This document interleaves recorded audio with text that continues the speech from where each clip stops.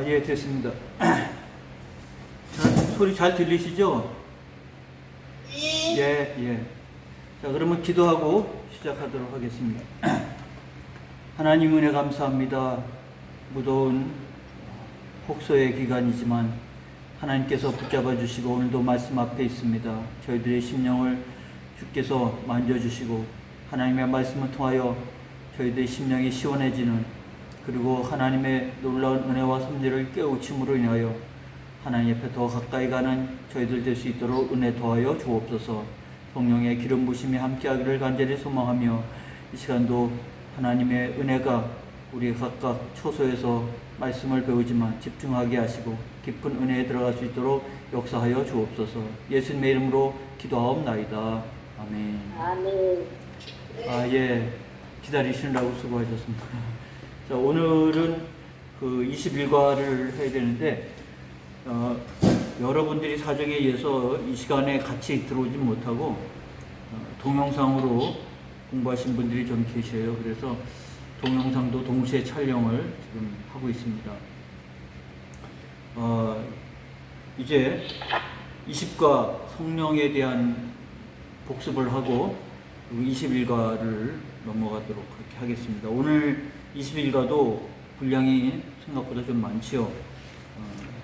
지금 우리가 굉장히 중요한 부분들을, 그래서 예수 그리스도와 그러니까 삼위일체와 그리고 성령과 같은 부분들을 집중적으로 배우셨는데, 생각보다 지금 이 중요한 내용이기 때문에 이 자료 교재를 집중해서 보긴 하겠지만 이걸 머릿속에 잘 정리하는 게 지금 필요합니다. 그래서 말씀하신 부분이 무엇인가 하나로 이렇게 딱 정리하는 것이 필요한데, 그래서 이제 복습을 하는 겁니다. 복습은 이제 총정리를 가지고 우리가 복습을 했는데, 총정리의 분량이 많고 총정리는 본문을 그대로 또 연결하는 거기 때문에 제가 그림 위주로 설명을 하려고 합니다. 그 총정리에 보시면 그 첫 번째 총정리가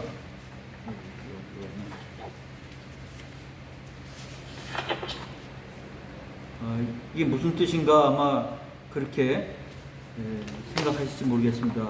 총정리 20과의 1번. 근데 요거의 개념을 이제 우리가 정확하게 이해하는 것이 중요한 것이고, 이 첫 번째 그림을 표현한 겁니다. 근데 그 질문의 의도를 정확하게 이해를 좀 하실 필요가 있는데, 예수님께서 이 땅에 오셔서 부활하고 승천하시면서 그렇게 말한 거예요. 사도행전 1장 9절은 저희 보는 데서 올려가시니 구름이 저를 가려 보이지 않더라. 그래서 예수님은 부활해 승천하셨는데, 마태복음 28장 20절에는 내가 세상 끝날까지 너희와 항상 함께 있으리라 그랬으니 모순되는 거 아니냐. 부활해서 보는 데서 구름을 타고 승천하셨는데 마태복음은 세상 끝날까지 너희와 항상 함께 있겠다고 하는 것은, 이게 장소적 개념으로 우리가 이해하면 승천하셨는데 우리와 항상 함께 있다고 하는 말이 무엇을 의미할까? 우리가 그렇게 이해가 되지 않겠습니까? 주집사님 잘 보이시나요? 주하신 집사님 들어오셨는데 화면은 지금 안 보이고 있거든요. 조치를 좀 한번 해주시고. 예. 소리는 들리는데 화면이 안 보여요. 괜찮아요. 그냥 들으세요. 예. 그래서 이게 지금 이 20과의 내용 속에서 정확하게 이해할 첫 번째 부분이에요. 그 내용은 주하심 집사님 그 음소거를 하세요. 네. 화면 보이십니다. 그리고 소리를 잡음이 들니까 소리를 끄세요. 음소거를 해주시면 돼요. 우리가 이해하기를 분명히 예수님은 승천하셨는데 하나님 우편에 계신다고 하셨는데, 세상 끝날까지 우리와 항상 함께 하겠다고 하는 말씀과 서로 모순되는 것 아니냐. 그렇게 이해가 될 수 있는 부분입니다. 근데 그것을 설명하기 위해서 바로 이 그림이 바로 이해가 되는 거예요.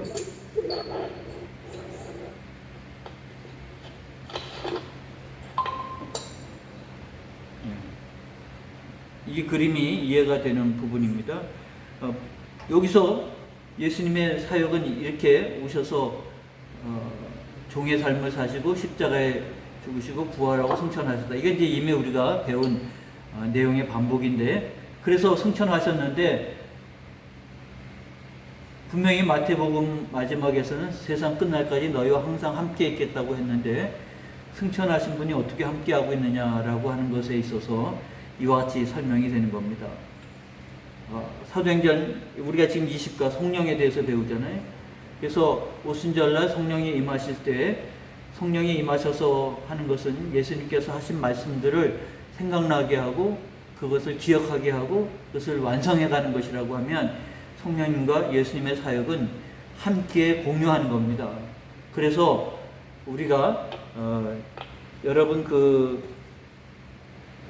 199조 본문이죠. B번 성령은 예수님의 사역을 계속하신다 이렇게 나오잖아요. 여기에서 1번 찾으셨나요?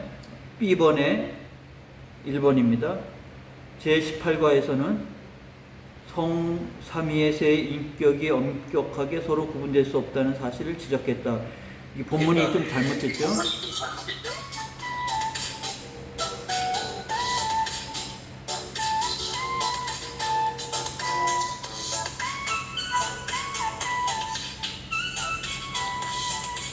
저기 주하심 집사님 소리를 음속으로 하셔야 돼요. 소리를 줄이셔야 돼요.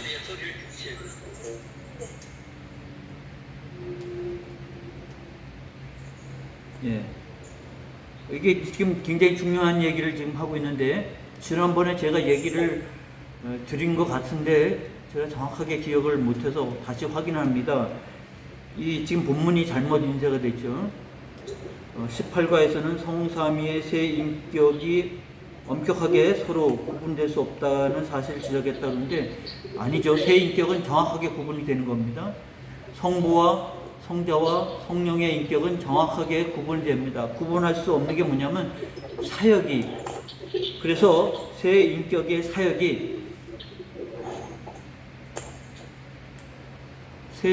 사역이 구분될 수 없다고 그렇게 말하고 있는 거예요. 저기 주하신 집사님, 그 마이크처럼 보이는 그거를 이렇게 누르셔야 돼요. 그래서 마이크라고 돼 있는 데가 X 이렇게 근데 자꾸 저기 전화가 들어가지고. 예, 지워진 표시가 돼야 돼요. 지금 제가 한 얘기도 다시 저한테 되돌려 들어오니까 일단은 말하실 때만 누르시고, 그 마이크처럼 표시돼 있잖아요. 이 핸드폰에 마이크처럼 표시된 데를 누르세요. 한번 누르시면 이렇게 지워지는 사선이 표시가 되어야만 됩니다. 지금 그게 안 돼가지고 자꾸 소리가 좀 들려요. 했는데 안 되나요? 안 돼요? 그러면 하여튼 뭐 잡음이 안 들리도록 그렇게 하시고요. 그래서 지금 제가 본문을 수정을 해드린 겁니다. 인격은 엄격하게 구분이 되어 있죠. 성부와 성자와 성령은 구분되어 있고 하시는 일은 함께. 그래서 세 인격의 사역이 엄격하게 구분되지 않았다라고 그 단어를 넣어야 돼요. 세 인격의 사역이. 인격은 구분되어 있고 사역은 구분되지 않았습니다. 그래서 창조할 때 우리가 성부와 성자와 성령이 함께 하나님의 형상으로 사람을 창조하지 않았습니까? 그래서 일하실 때는 함께 일하시는 거죠. 인격은 구분되어 있지만 함께 일하실 때는 함께 하시는 거예요. 그래서 이 성령의 사역이 뭐냐면 예수님과 더불어 함께 사역을 이루는 거예요. 인격은 구분되지만 사역은 함께 이루어지는 거예요. 구분되지 않는 거예요. 이해가 되시겠죠? 이게 삼일체를 이해하는데 굉장히 중요한 부분입니다. 예수님은 승천하셔서 이제는 성령의 시대다. 예수님은 아무것도 할 수 없고 성령만 일하신다고 생각하면 안 되고요. 인격은 구분되지만 사역은 함께 하는 겁니다. 그래서 예수님께서 이 땅에 오셔서 십자가를 지시고 부활하실 때에도 하나님과 그리고 성령님도 함께 사역하신 거예요. 오직 예수님만 이 사역을 한 게 아니고요. 인격은 구분되지만 반복합니다. 인격은 구분돼요. 짬뽕되는 게 아니고 구분되고, 그러나 사역은 함께 하는 거예요. 그래서 거기 본문의 단위 B번에 1번이 빠졌어요. 단어가 새 인격의 사역이 구분되지 않는다라고 표현을 해야 돼요. 이제 함께 지금 공부를 하면 제가 이렇게 지적을 할 텐데, 지금 함께 하지 않기 때문에 지금 이해를 못 하시는, 여기 B번에 1번에 여기에 이 단어가 쓰여져야 돼요. 이거를 여기대로 이해를 하면 삼일체를 잘못 이해하는 거예요. 인격은 구분하되 여기 쓰여진 본문에서는 새 인격의 사역이 엄격하게 구분될 수 없다. 그것은 함께 일하신다, 그런 뜻이에요. 그래서 이 총정리 1번의 문제가 바로 승천하셨는데 우리와 함께 하신다는 말은 무엇을 말하냐? 서로 모순되는 거 아니야? 모순되는 것이 아니라 성령이 임하실 때, 여기 이제 예수 그리스도 부활하신 예수님의 표현이죠. 이게 손을 들고 계신 것, 이게 이제 지상에서 예수님의 모습이고, 부활하신 모습은 이렇게 표현이 되는 거예요. 손을 들고 하나님을 예배하고 찬송하는 것. 그래서 부활하신 승천하신 예수님이 성령이 임하실 때 성령님과 함께 사역하십니다. 말씀을 통하여. 그래서 이 모든 일들이 완성될 때까지 예수님께서는 성령님과 함께 이 땅에서 구원 사역을 완성해 가는 거예요. 그래서 예수님은 승천하셨기 때문에, 하나님 우편에 계셨기 때문에 손을 놓고 있는 게 아닌 거예요. 성령님과 함께 사역을 이루신 거죠. 그래서 세상 끝날까지 너희와 항상 함께 하겠다고 말씀하신 겁니다. 그래서 그 말씀에는 모순이 없다고 하는 것이고, 이것을 이해하지 못하면 모순으로 이해가 될 수가 있는 겁니다. 사역은 함께 하는 거예요. 아시겠죠? 그리고 나머지 이제 총정리 2번부터는 이제 본문의 내용을 반복하는 거예요. 이제 이거를 이해를 하면 이제 성령님의 사역을 이해할 수가 있습니다. 그래서 거기 나와 있는 3번, B번의 3번에 요한복음에서 예수님이 친히 말씀한 것처럼, 보혜사 곧 아버지께서 내 이름으로 보내실 성령, 그가 너희에게 모든 것을 가르치시고 내가 너희에게 말한 모든 것을 생각나게 하시리라. 예수님도 친히 성령의 사역은 자신을 드러내는 것이라. 또 요한복음 16장 14절 15절에 그는 성령입니다. 성령님이 오시면 내 영광을 나타내니 내 것을 가지고 너에게 알리겠습니다. 그래서 예수님께서 말씀한 것처럼 성령님의 사역은 예수님을 드러내고 예수님과 더불어 구원 사역을 완성하는 것이라. 그렇기 때문에 예수님이 부활 승천했다고 해서 이 세상에서 아무 일도 못 하시는 분이 아니라는 사실을 우리로 하여금 알게 하시는 겁니다.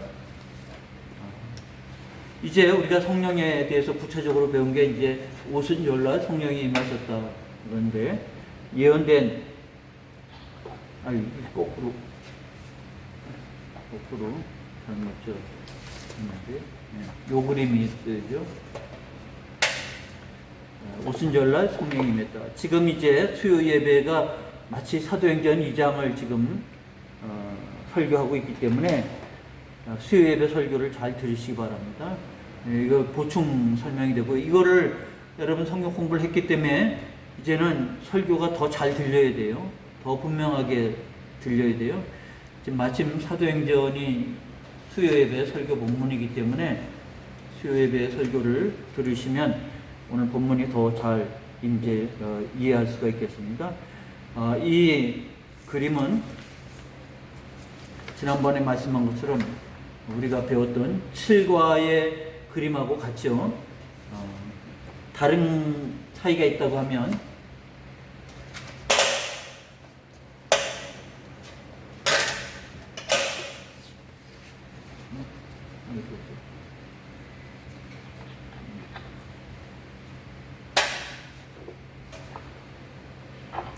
이건 시내산에서 하나님의 말씀이 그 백성들에게 임했던 그림입니다.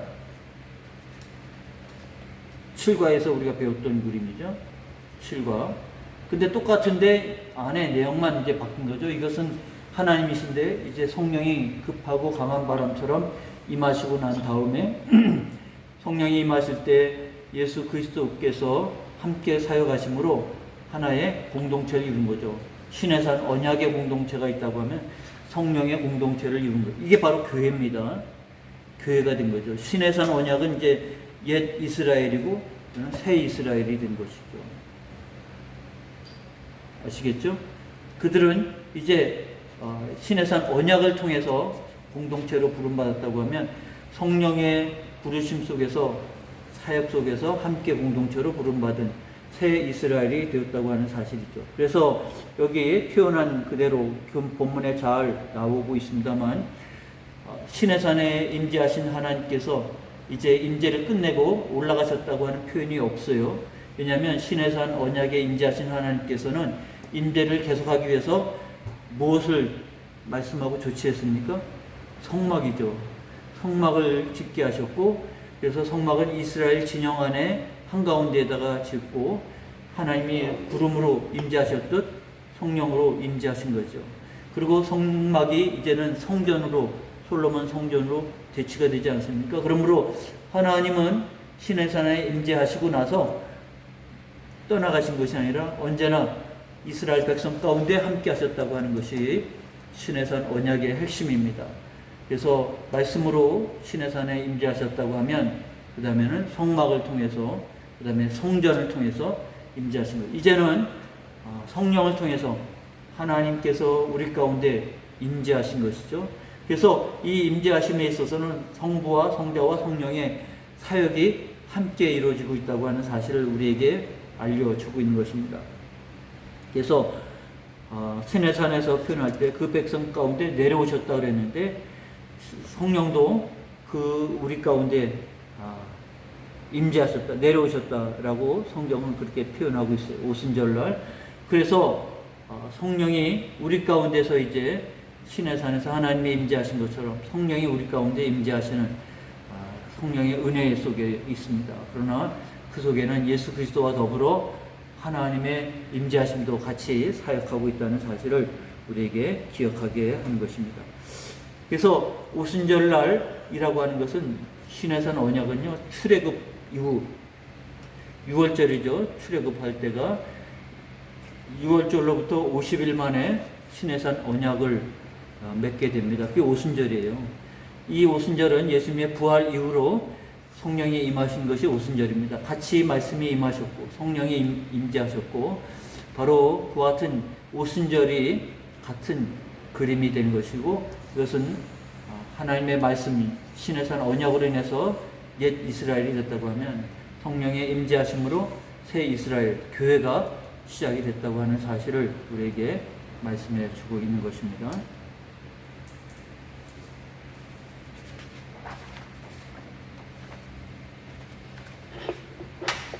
이제 세 번째 그림으로 넘어가셔서 은혜의 방편이죠. 성령이 임하시는데 성령이 임하실 때에는 우리에게 예수님이 세례 받으실 때나 아니면 신의 산, 변화산에서 변화됐으나 하나님의 음성이 있었잖아요. 그때 세례 받을 때도 성령이 임하시고 하나님께서 너는 내 사랑하는 아들이라 이렇게 부르시지 않았습니까? 이거 성령의 사역은 우리에게 그렇게 직접 말씀하시기를 기대하지만 그렇지 않아요. 성령의 사역은 언제나 은혜의 방편을 통해서 사역하십니다. 그러니까 이 은혜의 방편을 없애고 그냥 직통계시, 하나님이 나에게 직접 말씀하시겠다고 하는, 뭐 그럴 수도 있습니다. 하나님 그렇게도 역사하시지만 거의 대부분은 은혜의 방편을 통해서 역사하십니다. 은혜의 방편이라고 하는 것은 여기 성경이니까 말씀으로, 그리고 여기는 세례죠. 성례전입니다. 그리고 밑에는 떡과 잔이죠. 성만찬을 의미한다고 할 수 있겠습니다.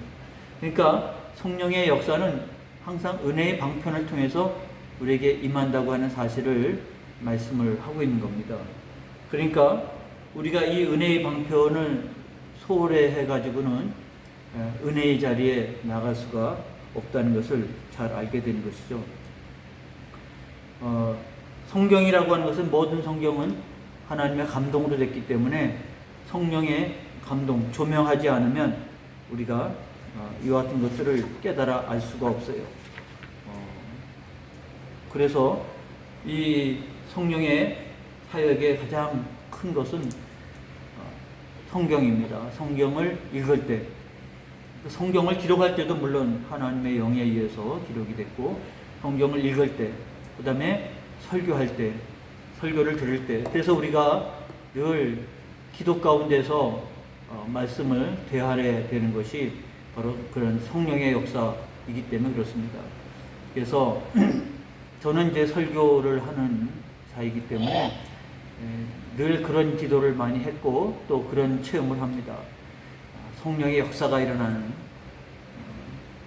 그것이 이제 반응이 나타나는 거죠. 성령의 감동의 역사가 나타나는 것입니다. 그래서 이와 같은 성령의 역사가 바로 은혜의 방편인 것이기 때문에 우리가 성경을 읽을 때나 또 묵상을 할 때나 설교를 들을 때나 또 혹 기회가 되면 성경을 증언할 때, 은혜를 나눌 때, 또 전도할 때, 이렇게 성령의 역사가 말씀을 통해서 임한다는 사실을 알아야 될 것이고, 그 다음에는 이제 세례죠. 성례전입니다. 그 다음에 성만찬. 그런데 우리가 놓칠 수 있는 것이, 이 은혜의 방편 뒤에는 노란 십자가가 그려져 있죠. 이 은혜의 방편에는 예수 그리스도께서 이 땅에서 지상 사역을 이루었던 모든 것들이 바탕이 되어서 이 은혜의 방편들이 만들어진 거죠. 예수님의 사역이 없었다고 하면 은혜의 방편들은 존재하지 않을 수 있습니다. 모든 성경은 나에 대해서 말한 것이라고 예수님이 말씀했고, 또 예수님께서 이 땅에서 이루신 것들은 바로 신약의 성경을 통해서 언약으로 우리에게 기록된 것이고, 그래서 예수 그리스도의 속죄로 말미암아 우리가 죄 사함을 받는 것이고, 그리고 하나님의 새 언약, 피 흘림은 예수님께서 우리를 위해서 세우신 새 언약의 모습이기 때문에 이 하나님의 방편 속에는 십자가가 담겨져 있고요. 이 십자가를 또 가만히 보면 거기에 까만 점들이 또 표시가 되어 있잖아요. 우리가 배웠잖아요. 예수님의 인성, 이 땅에 오셔서 나사렛 예수로 사신 예수님만이 아니라 그 안에는 신성도 담겨 있는 것이죠. 완전한 인간이며 참 하나님이신 예수님의 모습을 표현하는 것이 그림입니다. 그래서 그림을 보면 여러분이 배웠기 때문에 이 상징을 정확하게 이해를 하고 그리고 설명을 할 수 있어야 됩니다. 왜 노란 십자가가 여기 그려져 있는지, 그리고 이 노란 십자가 안에 왜 까만 점이 들어가 있는지, 예수님의 완전한 인성과 예수님의 완전한 신성이 표현되어 있는 것이죠. 그를 통해서 우리가 죄악된 우리의 인간 속에서 하나님의 은혜로, 의 은혜의 방편으로 말미암아 우리가 하나님을 예배하는 자가 된 겁니다. 하나님을 예배하고 하나님을 사랑하고 이웃을 사랑하는 자로 바뀌어지는 거죠. 이 성령님의 사역 속에서 은혜의 방편을 통하여 우리가 하나님의 백성이 되는 겁니다.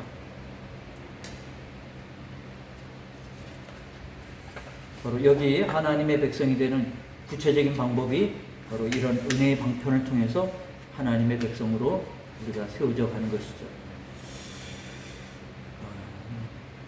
그래서 예수 그리스도로 말미암아 우리가 죄 사함을 받은 것이고, 그리고 우리가 죄 사함을 받은 우리의 삶은 예수님을 닮아가는, 하나님을 사랑하고 이웃을 사랑하고 섬기는 삶으로 회복되는 거죠.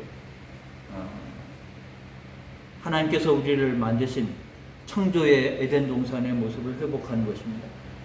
이거는 회복을, 하나님의 형상을 잃어버린 모습이죠. 자기만을 사랑하는 거죠. 하나님을 예배하지도 않고 이웃을 섬기려고 하지도 않고 자기만을 섬기려고 하는 것, 이게 바로 죄악의 모습이고, 그리고 구약에 표현된 스올이라고 하는 표현이 있잖아요. 우리는 이제 스올보다 지옥이라고 하는 개념이 신약에서 천국과 지옥이라는 개념이 나오지만, 구약에서는 스올이라고 하는 개념이 나옵니다. 스올이라고 하는 단어는 가장 좁은 공간이에요. 우리가 죽으면 들어가는 조그만 관 하나죠. 그게 어떻게 보면 우리가 가질 수 있는 최소한의 공간이 아니겠습니까?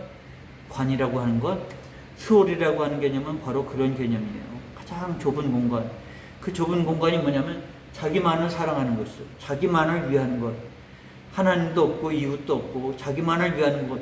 그래서 그렇게 살아가는 것이 바로 수월이라. 구약의 수월의 개념은 그런 것입니다. 그게 바로 죄악의 모습이에요. 근데 은혜의 방편을 통해서 예수 그리스도와 그리고 성령님을 통해서 우리는 좁은 수월의 개념이 아니라 이제는 하나님과도 이웃과도, 그래서 우리의 영토는 하늘에 이르고 우리의 영토는 누구든지 사랑하고 섬기고 복음을 전하고 선교할 수 있는 영토로 확장이 돼가는 거예요. 그잖아요. 스월에서 이 제일 작은 좁은 공간에서 우리가 살아간다고 하면 그거는 은혜의 방편을 통해서 구원에 이르지 못한 거예요. 우리가 구원의 방편을 통해서 구원받았다고 하는 것은 우리의 영토가 확장이 되는 거, 하늘로 확장이 되고, 그리고 우리는 이웃을 향해서, 그리고 세상을 향해서, 그리고 쌍끝까지 이르는, 이게 우리의 영토가 되어질 때 이게 구원받은 자의 모습이라고 하는 것, 수월이 아니라 하나님의 백성이 되었다고 하는 것. 그래서 우리는 성령 안에서 하나님을 예배하는 자가 된다고 하는 것.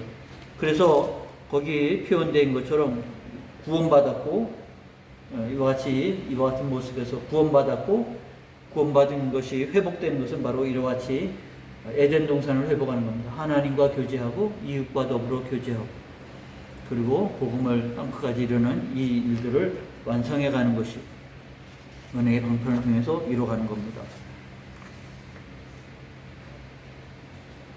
근데 이제 우리가 알고 있는 성령님께서 이 땅에 오셔서 성령의 선물, 이와 같은 성령의 사역입니다. 성령께서 일하시는 부분들을 우리가 알 수가 있는데, 아까 말씀한 것처럼 성령을 통해서, 그래서 성령은 우리로 하여금 성경을 조명케 한다. 조명케 한다는 얘기는 여러분 날마다 경험할 수가 있어요. 밤에 깜깜한데 방 안에 있으면 어둡잖아요. 분명히 다 있습니다. 내가 알고 있는 바대로 다 있습니다. 그런데 아무것도 안 보이잖아요. 불을 켜면 다 보이잖아요. 조명이라는 말은 성령께서 조명한 것은 하나님의 말씀, 은혜의 방편, 구원의 길, 우리가 어떻게 살아야 되는지 하나님의 뜻 다 있지만 몰라요. 껌껌해요. 시편 18편 28절에 하나님께서 우리의 등불이 되시며 나의 등불을 켜시며 하나님께서 나의 흑암을 밝히시리라 그랬듯이, 하나님의 역사, 성령의 역사는 흑암을 밝히는 거예요. 불을 켜는 거예요. 나의 등불을 켜주시는 거예요. 그러면 다 아는 거예요.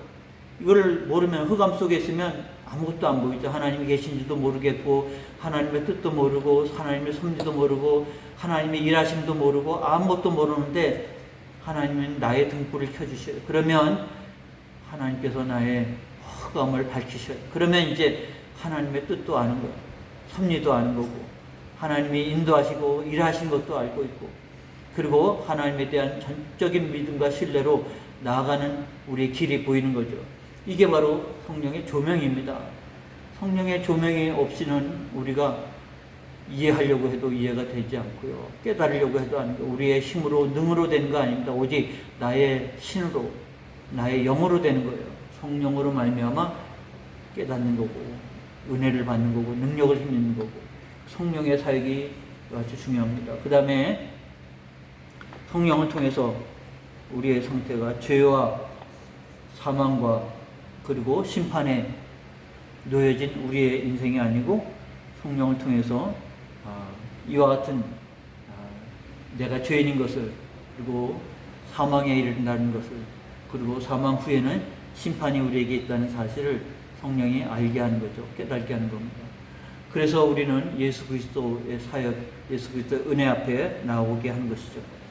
이 사역은 이제 우리가 잘 알잖아요. 예수님이 십자가에 달리시고 부활하시고 승천하셔서 우리와 함께 하시고 성령님을 통해서 우리의 내주하시는, 그래서 성령을 통해서 이 모든 은혜의 사역이 우리에게 이루어져 가는 것이고요. 이미 아는 바이기 때문에 빠르게 설명합니다. 네 번째는 이제 오늘 배울 내용이에요.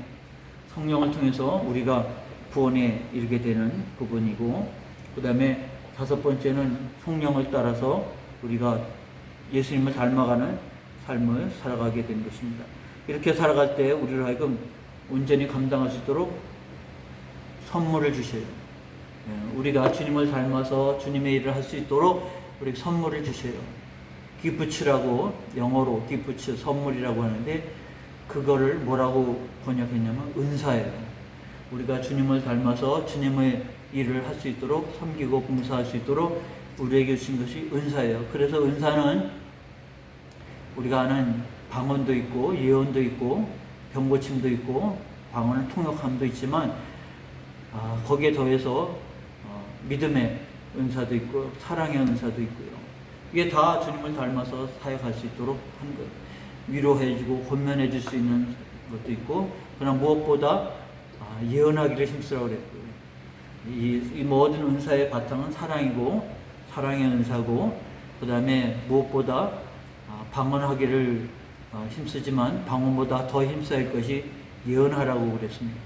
우리가 무슨 어떻게 예언을 합니까? 예언은 우리가 알고 있는 미래를 말하는 게 아니고요, 하나님의 말씀을 전하는 게 예언입니다. 예언자, 선지자는 하나님 말씀하신 바를 전하는 게 예언자입니다. 그것은 과거의 이야기를 하겠습니까? 과거의 이야기를 할 때가 있었죠. 선지자들은 시내산 언약을 들어서 너희가 벗어났다, 길에서 벗어났다, 하나님께로 돌아오라.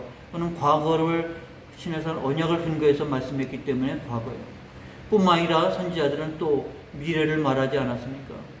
그 예언 속에 예수님이 오심을 많은 선지자들이 예언을 했는데, 그들은 그것을 다 알고 한 게 아니에요. 하나님이 말씀해 주셨기 때문에 한 거예요. 하나님은 그 선지자를 통해서 그렇게 예수 그리스도가 오실 것이라고 하는 이야기를 한 겁니다. 그래서 성경은 그렇게 예언이 성취됐다고 말하고 있는 것이죠. 우리에게 무엇보다 많은 은사 중에서 우리가 해야 할 것은 무엇보다 예언의 은사를 하기를 힘쓰라. 예언의 은사는 하나님의 말씀을 정확하게 알아서 하나님의 말씀으로 위로하고 권면하고 말씀을 나누는 겁니다. 그래서 우리가 성경을 알고 성경을 말한다는 것은요, 예언의 은사예요. 나는 그 은사인지도 모르지만 그게 은사예요. 그 사역이에요. 그래서 성경을 여러분 공부하는 목적이 뭡니까? 성경을 배운 대로 여러분이 이 은사를 가지고 사용을 해야 되는 거예요. 그래서 크로스웨이를 공부할 때 숙제가 항상 있었어요. 매가마다 숙제가 있었는데, 무슨 숙제냐면 바로 배운 내용을 누구에게가 반드시 한 번씩 가르치는 거예요. 뭐 가르친다고 하기보다는 숙제를 하는 거예요. 내가 알고 있는 바를 말하는 거예요. 그게 5분이 됐든 10분이 됐든, 근데 그렇게 말하면요, 내가 깨달아져요. 내가 말하면서 깨달아져요. 이게 성령의 역사예요. 처음에는 내가 이게 정확하게 개념이 안 잡혔는데 말하다 보면 개념이 잡히는 거예요. 그러면서 하나님의 은사가 우리 가운데 있어요. 그래서 아주 쉽게 명확하게 말할 수 있는 힘이 생겨요. 하나님께서 주시는 은사가 개발이 되는 겁니다. 그러므로 여러분, 성경을 공부하면요, 말씀을 배우면 누구에게인가 반드시 이것을 말해야 돼요. 안 되면, 할 사람이 없으면 벽을 보고서라도, 안 되면 집에 키우는 강아지를 앞에 앉혀놓고서라도 말을 해야 돼요. 그러면요, 거기에 예언의 은사가 그 가운데 역사하는 거예요. 하나님의 말씀이 내가 깨달아지고 그것이 명확하게 이해가 되고 그것이 전달되어진 거예요. 그래서 하나님이 그런 기회를 우리에게 주셔요. 그렇게 기도하시고 그렇게 사역할 수 있도록 하나님이 주시는 게 은사예요. 이 은사를 잘못 이해해서 은사를 받은 게 내가 영적 수준이 높아진다고 이해를 하면 안 돼요. 그런 은사가 그렇게 쓰라고 준 게 아니에요. 방언을 했다고 내가 다른 사람들과 차원이 달라진 신앙인이 됐다고 생각하면 안 돼요. 쓰는 거예요. 그 예언의 은사를 가지고 중보기도 해야 되는 거예요. 그 다음에 여기 여섯 번째는 성령이 우리에게 확신하는 거죠. 이 그림은 바로 예수님이잖아요. 그리고 예수님이 딴 때는 이렇게 올리는 거는 하나님을 예배하고 경배하는 건데, 이거는 지금 팔을 넓게 벌렸잖아요. 사람을 맞이해 주는 거예요. 영접하는 거예요. 그러니까 성령님은 우리로 하여금 예수님께서 마지막 날에 우리를 영접하실 것이라고 하는 믿음, 확신을 갖고 있는 거죠. 그게 뭡니까? 주님을 닮아서 주님을 위해서 살아간다면, 그것이 마태복음 25장에 나온 것처럼 너희가 내가 굶주릴 때 먹였고 헐벗을 때 입혔고, 우리가 언제 그랬습니까? 너희가 바로 나를 닮아서 이웃에게 한 것이 바로 나를 위해서 한 것이다. 그래서 너희는 하나님 나라를 상속받으라 그러고 말하지 않습니까? 바로 우리가 성령님을 통해서 그렇게 주님을 닮아가고 섬긴다고 하면 그 마지막 날 주님께서 우리를 영접하시는, 맞아주시는, 그래서 주님의 나라에 들어가라고 하시는, 이것을 성령으로 하여금 우리로 깨닫게 하는 겁니다. 마지막에는 멸류관을 우리가 받게 되는 것이죠. 이 모든 것들은 성령을 통해서 깨닫는 지혜의 자리에 있게 하고요, 그리고 우리를 영접받는 자리에 있게 하는 것입니다. 그래서 우리는 하나님을 예배하는 것이 되어진 것이죠. 그래서 이제 20과를 우리가 마쳤습니다. 성령 사역은 굉장히 우리에게 중요한 이해가 되어야 됩니다. 성령을 많은 분들이 아는 것 같으면서도 정확하게 이해를 못하는 부분이 있기 때문에 길게 설명을 했습니다. 그다음에 이제 21과로 이제 넘어갈 것인데, 동영상을 이제 완료를 마치고 새 동영상을 촬영하기 위해서 잠깐 시간이 들어갔습니다.